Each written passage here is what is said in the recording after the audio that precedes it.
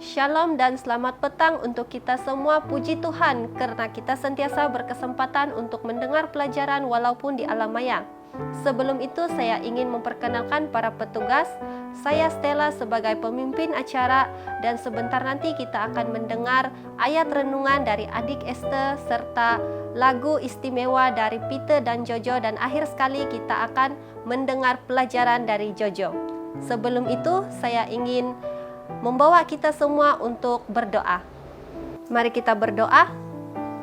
Allah Bapa kami yang bertakhta dalam kerajaan syurga, Bapa terima kasih kerana Engkau sentiasa memberkati setiap satu persatu kami walau di mana sahaja kami berada ya Bapa.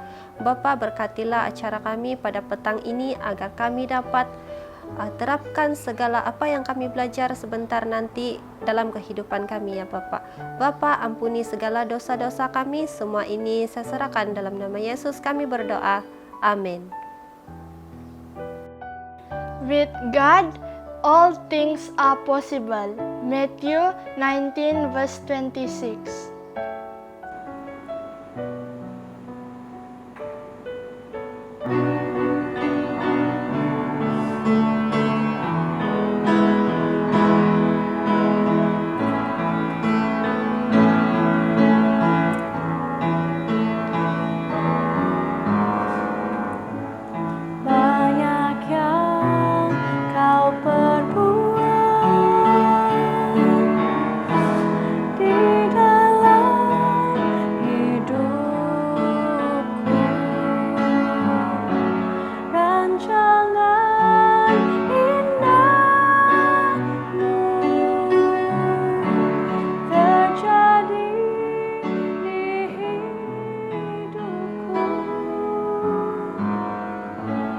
Bapa yang mengerti segala yang ku perlu, kasih-Mu sempurna nyata dalam hidupku. Ku bersyukur Bapa, ku bersyukur Tuhan buat kasih setia-Mu di dalam hidupku. Ku bersyukur, ku bersyukur Bapa, ku bersyukur Tuhan buat kasih setia-Mu di dalam hidupku. Ku bersyukur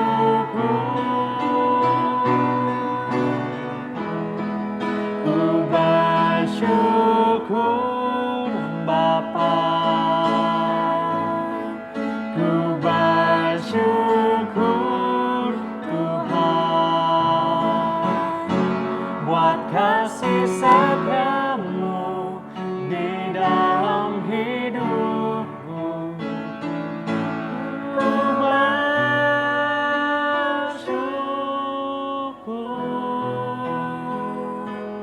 Tuhan.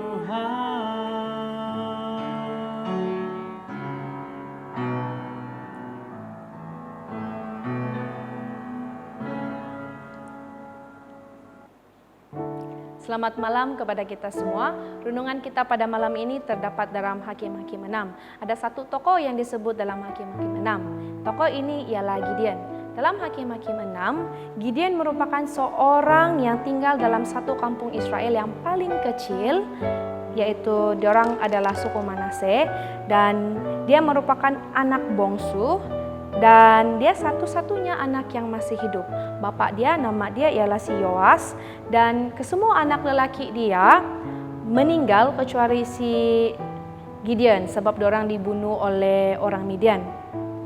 Dalam ayat 11 dia katakan di sini Gideon mengirik gandum di tempat pemerasan anggur agar terselamat hasilnya daripada orang Midian. Mengirik gandum ini kalau bahasa kita itu yang kalau selepas kita ketam padi itu kan yang kita kasih asing tuh butir-butir gandum ataupun padi, dengan itu dia punya tangkai. Dan bila si Gideon sedang buat itu, dia buat dengan satu orang, sebab dorang sebenarnya takut kalau misalnya ada orang Midian limpas, dorang nampak dorang sedang buat begitu, di hasil yang dorang buat itu akan diambil daripada orang Midian. Itulah kenapa dorang perlu bertapuk. Dan dalam ayat ke-12 dikatakan di sini, malaikat Tuhan menampakkan diri kepadanya dan berfirman kepadanya demikian, Tuhan menyertai engkau, ya pahlawan yang gagah berani. Gideon dia rasa sangat tidak adil. Bila dia dengar itu kata-kata, dia katakan, Tuhan menyertai engkau, ya pahlawan yang gagah. Dia rasa sangat kecil, sebab dia perlu bertapuk daripada orang Midian, dan dia rasa Tuhan tidak menyertai dia. Dan Gideon ini dia sebenarnya dalam keluarga yang dorang berpegang kepada kata-kata Yosua yang berkata, tetapi aku dan seisi keluargaku, kami akan menyembah Tuhan. Dan mereka memilih untuk tidak menyembah kepada Allah orang Amori di tempat di negeri yang dorang tinggal. Dalam ayat 15 mengatakan, di manakah segala perbuatannya yang ajaib yang diceritakan oleh nenek moyang kepada kami ketika mereka berkata, bukankah Tuhan telah menuntun kita keluar dari Mesir? Tetapi sekarang Tuhan membuang kami dan menyerahkan kami ke dalam cengkaman orang Midian. Persoalan yang ditanyakan Gideon menunjukkan keinginan hati yang paling dalam, bukan cuma dia tapi orang Israel yang masih setia pada zaman itu. Gideon bukan tidak yakin dengan penyertaan Tuhan, dia tidak yakin dengan apa yang Tuhan boleh buat, tapi dia sebenarnya sama situasi dengan Marta apabila dia tanya Yesus, dia katakan, Tuhan sekiranya engkau ada di sini, saudaraku pasti tidak akan mati. Dan kata-kata yang diucapkan oleh Gideon di situ ialah, jika Tuhan menyertai kami, mengapa semua menimpa kami? Masa malaikat Tuhan bertemu dengan Gideon, ini adalah poin hidup Gideon yang paling rendah dalam hidup dia. Apabila malaikat Tuhan berkata, pahlawan yang gagah berani, itu merupakan satu panggilan yang menyatakan keperluan orang-orang Israel pada masa itu dan juga pernyataan masa depan Gideon. Dia sebenarnya, malaikat Tuhan itu sebenarnya sedang memancing keyakinan diri Gideon. Dan malaikat Tuhan itu 2 kali selepas itu dia memberi kata-kata semangat kepada Gideon. Dan ini adalah poin kedua daripada pelajaran di malam. Dalam ayat ke-14, ini adalah kata-kata semangat seterusnya yang diberikan oleh malaikat Tuhan. Dia kata, Pergilah dengan kekuatanmu ini dan selamatkanlah orang Israel dari cengkaman orang Midian. Bukankah aku mengutus engkau? Tapi si Gideon dia masih lagi tidak yakin, dan dia katakan di sini, dia bilang, Tuhan, dengan apakah akan kuselamatkan orang Israel? Ketahuilah kaumku adalah yang paling kecil di antara suku Manase, dan aku pun seorang paling muda di antara kaum keluargaku. Tetapi Tuhan, walaupun kita balik-balik dipersoalkan penyertaan Tuhan, Tuhan tidak pernah putus asa mau meyakinkan kepada Gideon ataupun kita sendiri. Tuhan katakan kepada Gideon dalam ayat 16, dia berfirman, tetapi akulah yang menyertai engkau, sebab itu engkau akan memukul kala orang Midian itu sampai habis. Pernahkah Anda merasa campur tangan Tuhan dalam situasi yang sangat sukar, yang kamu rasa sangat mustahil untuk keluar? Pernahkah Anda merasa kecil dan tidak mampu untuk membuat perubahan? Tuhan yang kita sembah ini, dia punya kelebihan ini, dia punya kepakaran ini adalah membuat sesuatu yang mustahil. Ada 3 ayat dalam Alkitab yang mengukuhkan bahwa Tuhan itu adalah Tuhan yang boleh melakukan sesuatu yang mustahil. Dalam Kejadian 18 ayat 14 berkata, adakah sesuatu apapun yang mustahil bagi Tuhan? Yeremia 32 ayat 27 juga mengatakan, sesungguhnya akulah Tuhan, Allah segala makhluk, adakah sesuatu apapun yang mustahil untukku?